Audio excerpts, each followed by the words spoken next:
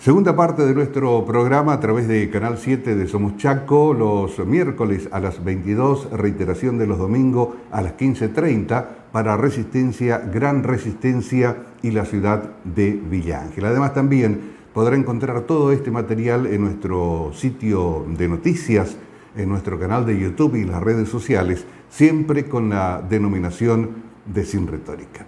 Y antes de pasar a la segunda parte de la charla con el doctor Martín Becerra, quien, insistimos, es una referencia académica y práctica obligada para todas las indagaciones e investigaciones en comunicación social, queremos hacer una muy breve referencia justamente al impacto que los medios indudablemente tienen en la sociedad, no en forma absoluta como muchos sostienen, y de lo que estamos hablando también con Becerra en la nota, pero que indudablemente tienen esos efectos, mayores o menores. Y uno de ellos es que con esta posibilidad que nos da la tecnología de hoy y en referencia con el Mundial que se está desarrollando, de tener material desde otros países, especialmente de los que participan del Mundial, nos encontramos, por ejemplo, y esto se notó muchísimo en el partido que Argentina le gana a México, que en el material proveniente de aquel país, o que se puede ver,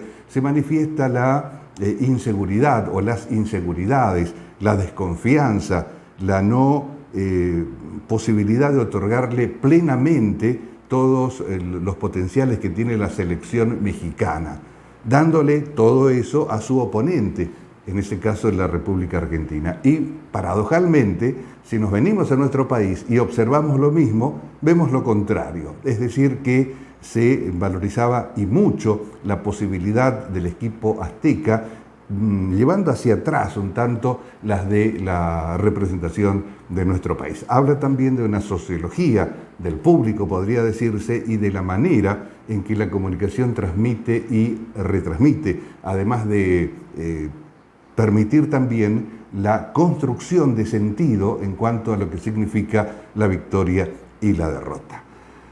Todo eso también hablamos en la segunda parte de esta nota con Martín Becerra, doctor en Ciencias de la Información, y aquí hoy tenemos el placer de poder charlarlo en Sin Retórica. Se puede articular necesaria y obligadamente, diría yo, con el tema de la financiación de ese tercio que dependerá seguramente del Estado, ¿no? Y ahí entra el otro aspecto en el cual se puede asociar, como lo es el del financiamiento estatal o del gobierno, mejor dicho, a través de la pauta, ¿no? En realidad, la ley establece un mecanismo de financiamiento que no es del Estado. Es un porcentaje del gravamen que pagan los licenciatarios comerciales de radio y de televisión, también incluyendo a televisión por cable. Servicio que Macri, en una demostración de originalidad total, catalogó como de telecomunicaciones, pero que hasta que no se reglamente ese DNU de Macri, y no se ha reglamentado en este punto, siguen aportando los cableoperadores al fondo que se llama FOMECA, Fondo de Mejoramiento de la Calidad de los Medios de Comunicación, para medios sin fines de lucro. En cuanto a la publicidad oficial, eso no está regulado por la Ley de Servicios de Comunicación Audiovisual. Todo lo que dice la ley al respecto es que todos los medios de comunicación tienen que informar cuál es la publicidad oficial que reciben, y eso tampoco se cumple. O sea, es un artículo vigente que no se cumple, pero no está regulada, digamos, no están regulados los criterios de asignación de la publicidad oficial. Y esa es, efectivamente, una deuda, un problema que tiene la política pública. El Congreso de la Nación, en la Cámara de Senadores, había definido por unanimidad en el año 2017 un proyecto de ley para regular la publicidad oficial nacional.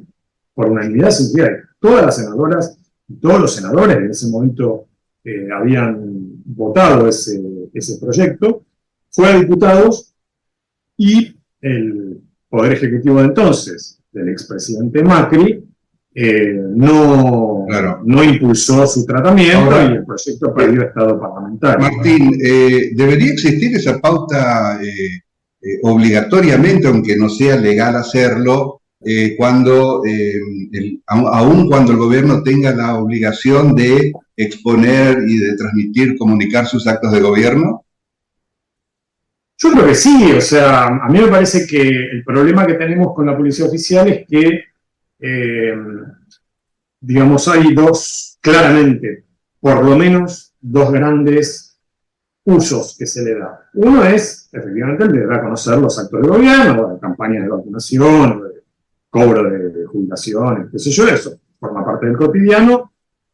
Y lo otro es, se usa como un mecanismo de premios y castigos, según Claro. la línea de de medio. Esto es a nivel nacional, a niveles provinciales, a niveles municipales. Diría que a niveles municipales y provinciales de manera a veces mucho más grave Sí, sí. y mucho más heavy, más pesada, que a nivel nacional, ¿no es cierto?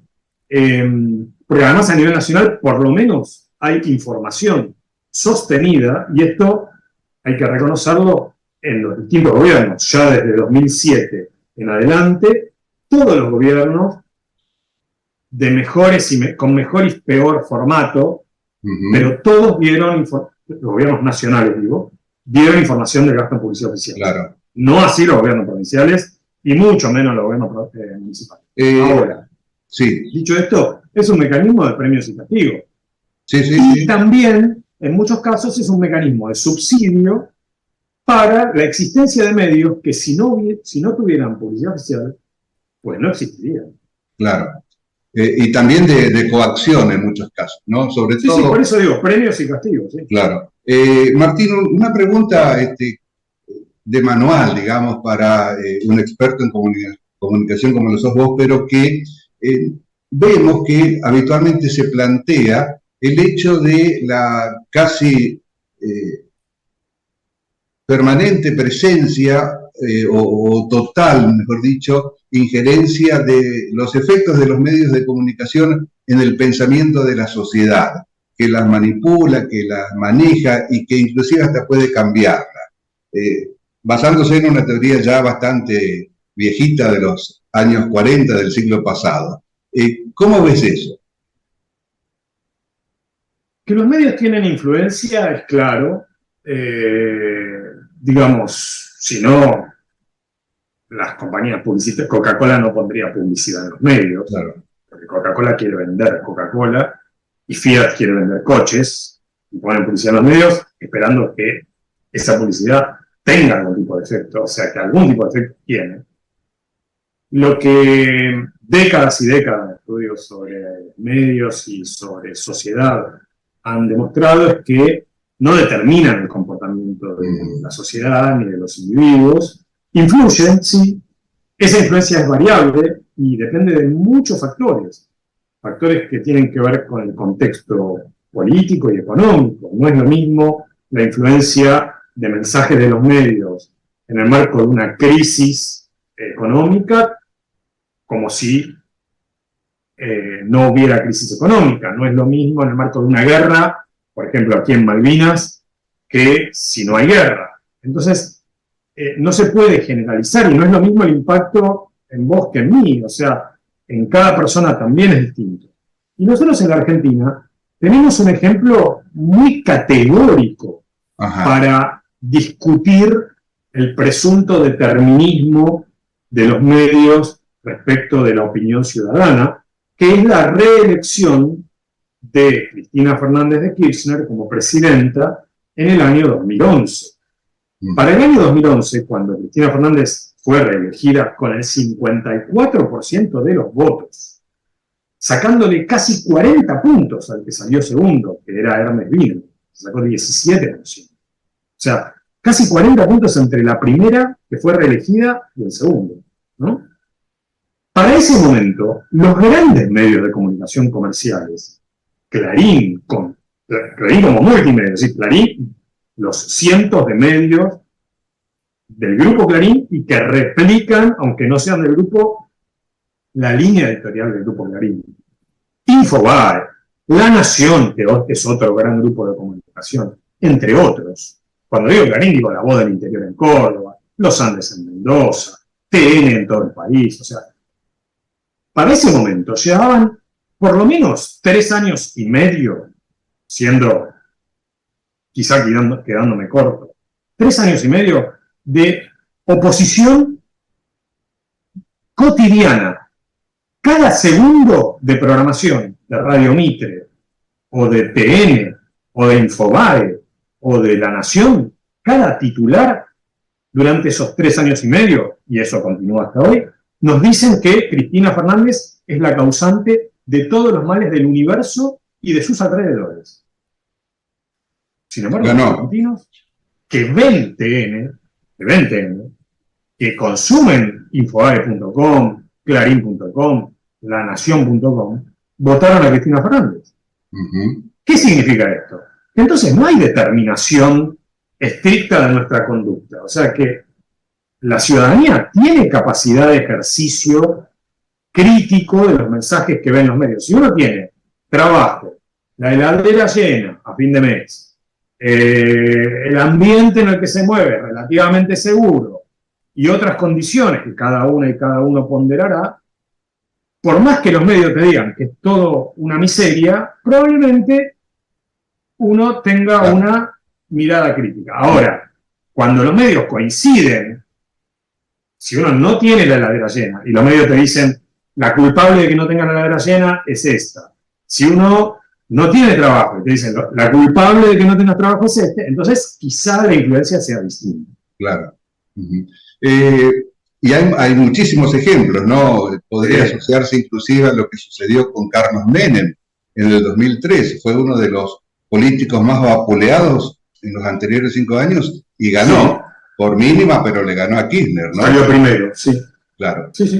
Martín, ya en la última pregunta, abusando de tu tiempo y retomando un tanto el tema de los medios públicos, ¿hay algún medio público en algún lugar, algún país del mundo que pueda ser tomado como, más allá de las especificaciones sociales, culturales de cada uno, como modelo de lo que debería ser? No sé si modelo, pero sí, o sea, por supuesto hay medios públicos que funcionan desde hace mucho tiempo, que funcionan muy bien. Cuando digo muy bien, significa que ningún medio carece de problemas, de tensiones, de conflictos. Claro. Todos los medios los tienen, pues son organizaciones complejas. Pero sí, por supuesto, o sea, en toda Europa occidental, los medios estatales públicos son, o los medios públicos, aunque no sean necesariamente estatales en algún caso, realmente funcionan muy bien, son líderes de audiencia y muy legitimados por la comunidad.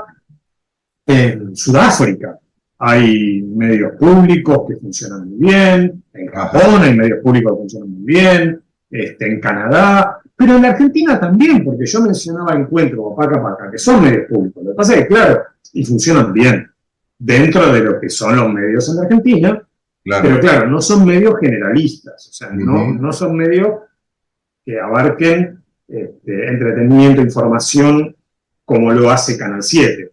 En ese sentido, en Argentina nos falta, creo yo, algún medio o algunos medios, pero también a niveles subnacionales hay experiencias de medios provinciales, tanto televisión como radio, que también funcionan bien. Entonces, o en medios universitarios que funcionan bien. Y a veces, en localidades más pequeñas, a veces es la radio de la escuela, aunque la que hace las veces de medio público, que da una información relevante para esa comunidad, ¿no?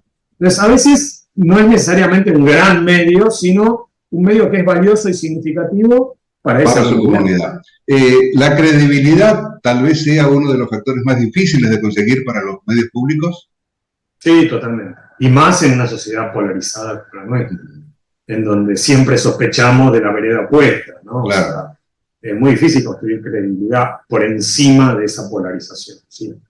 Martín, te agradecemos infinitamente el tiempo que nos has dedicado, la gentileza de atendernos, porque a quienes nos interesan los medios de comunicación, es una palabra más que autorizada y ratificada nacional e internacionalmente, la tuya, con tus obras y tu trayectoria. Así que muchísimas gracias por estar con nosotros.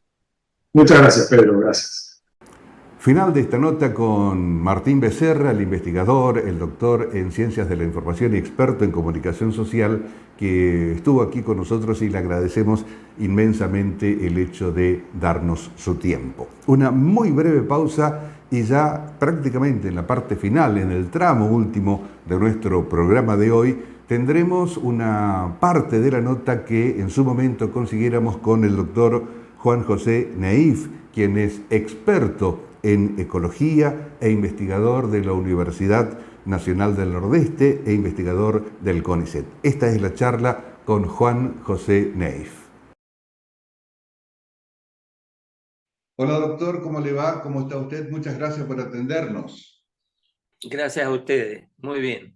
Bueno, la idea es que, bueno, en estos últimos tiempos, en los últimos años, pero más específicamente en los últimos meses o hace un año aproximadamente, el tema ambiental ha tenido muchísima trascendencia y dentro del ambiente o del tema de ambiente, el de humedales. Y es ahí donde queremos poner la lupa con aumento grande para conocer desde un experto de qué se trata todo esto y si el tema del ambiente es nada más que una moda que ha llegado o es un elemento que toda sociedad debe afrontar con mucho criterio.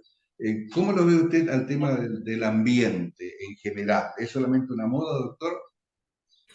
No, no es una moda, es un tema que viene ganando importancia en las últimas décadas en cuenta de los problemas que han surgido por una relación no siempre armónica entre el ser humano y los sistemas naturales, ¿no es cierto?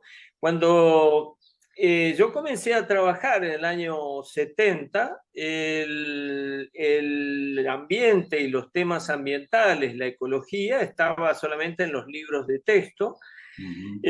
Y lo enseñamos en la universidad y la gente nos miraba como diciendo de qué habla esta gente. Y hoy, por suerte, hasta Doña Rosa, hasta la persona de todos los días, tiene conciencia respecto a los desechos sólidos, respecto a la no contaminación, a los problemas que surgen a nivel global, ¿no es cierto? Entonces, eso ha hecho que los medios también tomen conciencia de los problemas que se viven, a veces en forma distorsionada, otras veces en forma tendenciosa, diría.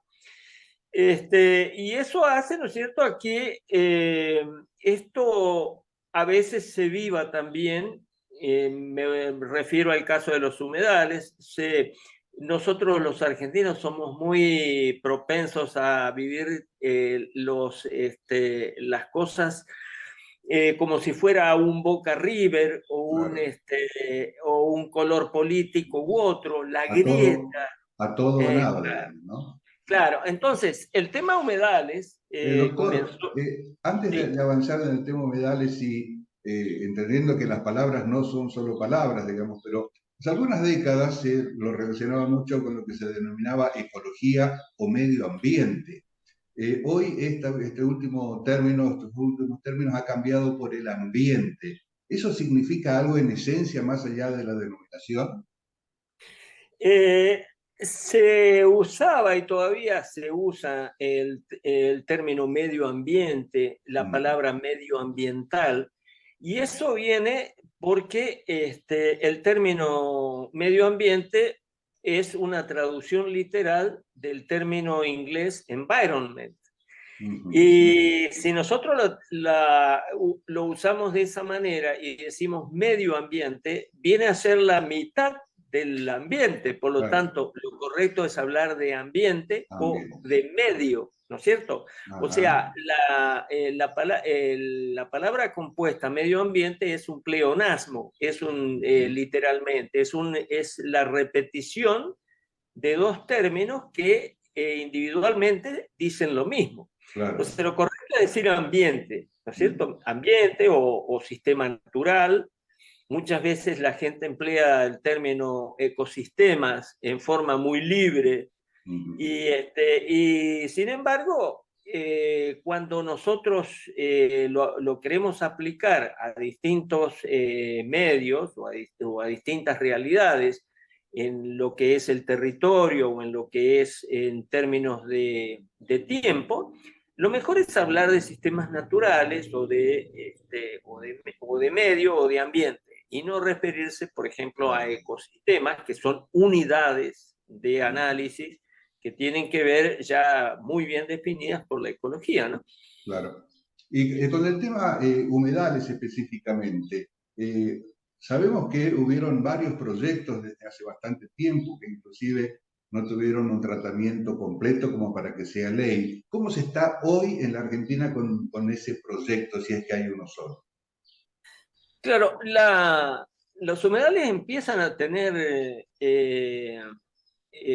interés legislativo en 2010 y después como proyecto formal presentado en 2013.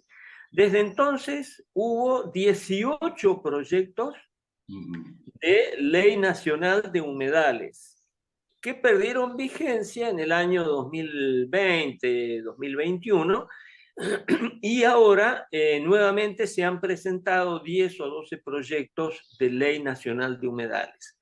Entonces, la pregunta es, ¿por qué tantos proyectos y no uno solo? Porque Claro. si estamos entendiendo bien cuál es el sujeto de tratamiento de una ley, con uno sería suficiente. Quiere decir que hay diferentes puntos de vista, diferentes formas de abordaje de los sistemas, de estos sistemas que son los humedales, y eso hace, ¿no es cierto?, que haya un panorama muy controvertido. En alguna medida, a través de las redes sociales y de los medios nacionales, perdón, no son medios nacionales, son medios de Buenos Aires en realidad. Estos medios han instalado la idea de que la Ley Nacional de Humedales no sale debido a que hay una confrontación con el sistema productivo y que los sistemas de productores efectúan un lobby muy fuerte para que no salga la ley de humedales. Ajá. Esto no es así. Lo que pasa es que los humedales son un sujeto muy difícil de tratamiento. Una cosa es que yo diga, por ejemplo, un bosque, porque un bosque usted lo visualiza muy bien como un sistema natural dominado por árboles y que tiene una superficie determinada, ubicado en un lugar de la Tierra que puede ser resistencia, puede ser corrientes u otro. Cuando yo le digo a usted un humedal, usted puede pensar en muchas cosas diferentes. Puede pensar en el Río Negro, puede pensar en el río Paraná, puede pensar en el Bañado La Estrella en Formosa, puede pensar en las salinas de Jujuy o en los lagos de la Patagonia, o puede pensar en un espejo de agua que tiene tal vez 1 metro de diámetro. Todos esos son humedales. O sea, es un sujeto polifacético, un sujeto complejo en sí, que tiene diferentes características estructurales, diferentes características funcionales, diferente organización, diferente historia, y que también tiene otro problema muy serio, que es la variación en el tiempo. Fíjese usted que los bañados de la zona de los bajos submeridionales pueden tener una variación del 600 o el 700% en su superficie, cuando uno considera un año de muchas lluvias, como estos periodos que hoy conocemos como periodo del Niño, como se dio en 1982-83, en 1997-98, o la superficie que tienen hoy, ¿no es cierto?, que prácticamente están secos en buena medida. Entonces, eso nos determina, a diferencia de un bosque, por ejemplo, que los humedales son sistemas elásticos, son sistemas que tienen una variabilidad de superficie muy grande Y esto hace, ¿no es cierto?, que sea muy difícil de utilizar una sola normativa para regular los distintos tipos de humedales que tiene la Argentina. Eso ha sido todo en esta semana, en la semanal oferta de Sin Retórica. Muchas gracias por la atención y nos reencontraremos la próxima semana. Muchas gracias.